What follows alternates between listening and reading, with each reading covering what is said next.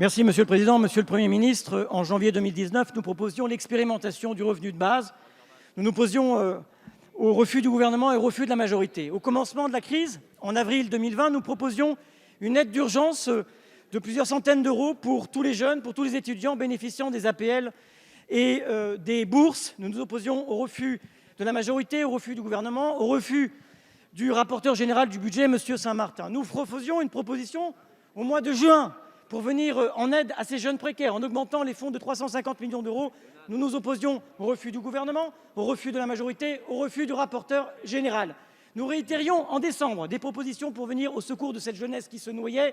Nous nous opposions au refus de la majorité, au refus du gouvernement, au refus du rapporteur général, M. Saint-Martin. Nous proposions au mois de février un minimum jeunesse, parce que nous voyions se grossir les rangs des banques alimentaires et que nous savions à quel point la crise était dure à cette jeunesse qui doute aujourd'hui de son avenir.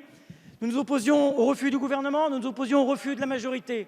Nous avions comme proposition de repli l'ouverture, comme il y a quelques jours encore avec monsieur le collègue Ruffin, l'ouverture, le temps de la crise du RSA, nouveau refus de la majorité, nouveau refus du gouvernement. Et vos délégations nous laissaient entendre que pour tout jeune, il y avait une solution. La réalité est naturellement tout autre, en dépit des efforts que vous déployez, mais qui sont insuffisants. Et voilà que dans la campagne régionale, ce qui était impossible à l'Assemblée nationale devient possible au plan régional, que ce qui relevait de l'assistanat au plan national relève de la solidarité au plan régional, que ce qui n'était pas finançable au plan national le devient au plan régional. Monsieur le Premier ministre, vous qui conduisez cette campagne régionale, comme nous avons pu voir dans la réponse que vous avez faite tout à l'heure, pouvez-vous arrêter de faire commerce de la difficulté de la jeunesse et vous ranger au grand compromis républicain que nous proposons d'ouvrir ce minimum jeunesse à 18 ans, le temps de la crise? Merci, monsieur le député. La parole est à madame Elisabeth Borne, ministre du Travail, de l'Emploi et de l'Insertion. Merci, monsieur le Président, mesdames et messieurs les députés, monsieur le député Boris Vallaud. Je vous remercie de me donner l'occasion de le redire. Jamais un président de la République n'aura autant placé la jeunesse au cœur de son projet, en mobilisant tous les moyens de l'action publique. C'est tout le sens du plan « Un jeune, une solution » que nous avons présenté dès le mois de juillet dernier, qui mobilise plus de 9 milliards d'euros pour apporter une réponse à chaque jeune, pour aider les jeunes à trouver un emploi, un apprentissage, pour accéder à une formation, pour bénéficier d'un accompagnement vers l'emploi.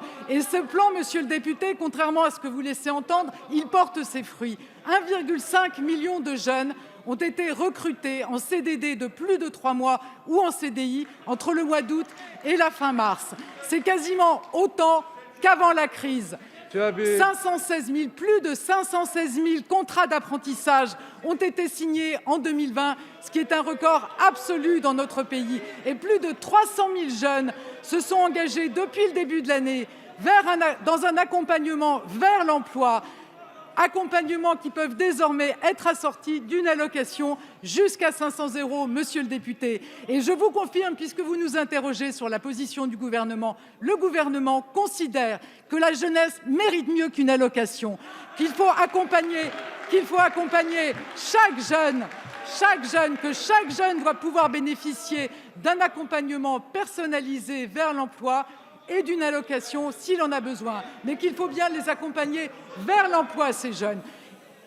Nous travaillons avec les collectivités qui ont tout leur rôle à jouer dans ce domaine, que ce soit les régions, les départements et les intercommunalités. Et je signerai prochainement un partenariat avec la DCF pour que tout le monde soit mobilisé au service de notre